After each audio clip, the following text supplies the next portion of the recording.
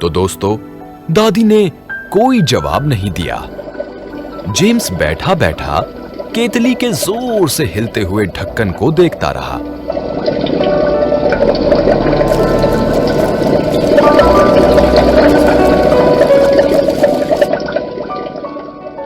लेकिन उसके दिमाग में बहुत सारे सवाल पैदा हो गए थे, जैसे क्या भाप की ताकत से भारी बोझा नहीं उठाया जा सकता?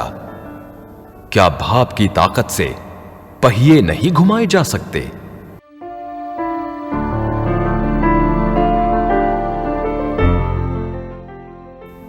यह बालक था जेम्स वॉट, जिसने आगे चलकर भाप के इंजन का आविष्कार किया। जेम्स वॉट का जन्म जनवरी 30, 1736 को ग्रेनोक, स्कॉटलैंड में हुआ था। उसकी शिक्षा घर पर ही हुई। समय बीतता गया। भाप में कितनी ताकत होती है और उस ताकत से दूसरी चीजों को कैसे चलाया और घुमाया जाए, इन बातों को जेम्स वॉट लगातार सोचता रहता। धीरे धीरे उसने प्रयोग करने शुरू किए। केतली की नली के आगे तरह तरह की चरखियां बनाकर उसने उन्हें घुमाया और उनसे छोटे छोटे यंत्रों को भी चलाने में उसने सफलता प्राप्त की। युवा होने पर तो वो अपना पूरा समय भाप की शक्ति के अध्ययन में लगाने लगा। उसने एक बार कहा था,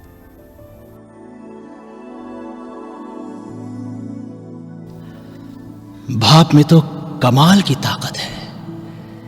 किसी दानों में भी इतनी शक्ति नहीं होती। अगर हम इस शक्ति को काबू में करके इससे अपने काम करना सीख लें तो हम इतना कुछ कर सकते हैं, इतना कुछ कर सकते हैं जो कोई सोच भी नहीं सकता। ये सिर्फ भारी वजन ही नहीं उठाएगी, बल्कि बड़े बड़े यंत्रों को भी गति प्रदान करेगी। ये विशाल चक्कियों को घुमाएगी और नौकाओं को चलाएगी।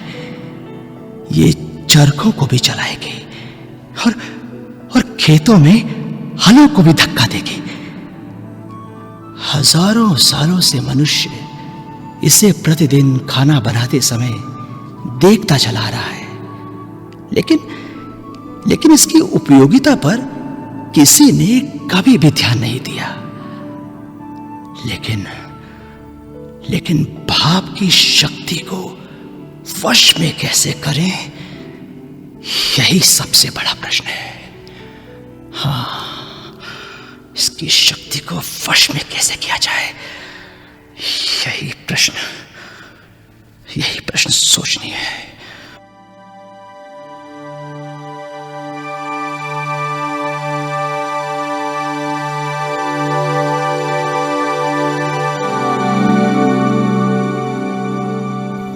लेकिन जेम्स वॉट ने हार नहीं मानी।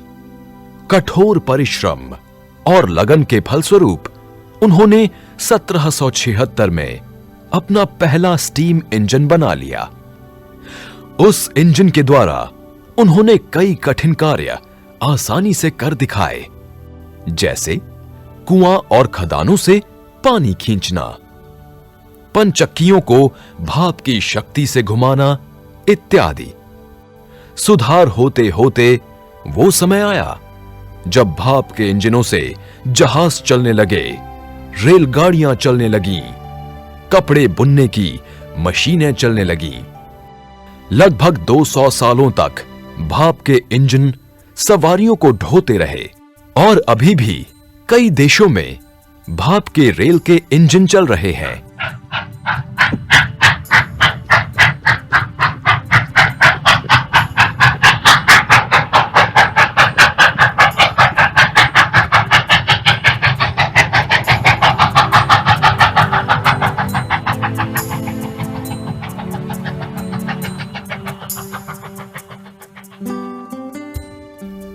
अगस्त 1819 को 83 वर्ष की आयु में महान आविष्कारक जेम्स वॉट का देहांत हुआ। विश्व उनके इस महान योगदान के लिए सदा उनका आभारी रहेगा।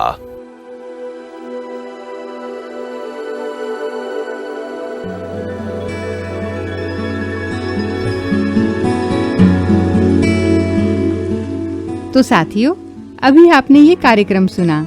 आपने सुना कि भाप की ताकत से कैसे कई प्रकार की मशीनें बनाई गईं, जिसने मनुष्य का जीवन और आसान कर दिया। हाँ साथियों, भाप के इंजन से चलने वाली मशीनों में रेलगाड़ी भी थी। बच्चों को बताने के लिए इसे छुक छुक रेल भी कहा जाता था। आपने गीत भी सुना होगा, छुक छुक छुक छुक रेल चली भाई रेल चली। लेकिन कभी आपने सोचा कि इसे छुक छुक गाड़ी क्यों कहा जाता था? क्यों कहा जाता था? जानने के लिए आइए इस ध्वनि को ध्यान से सुनते हैं। हाँ साथियों, आइए सुनते हैं।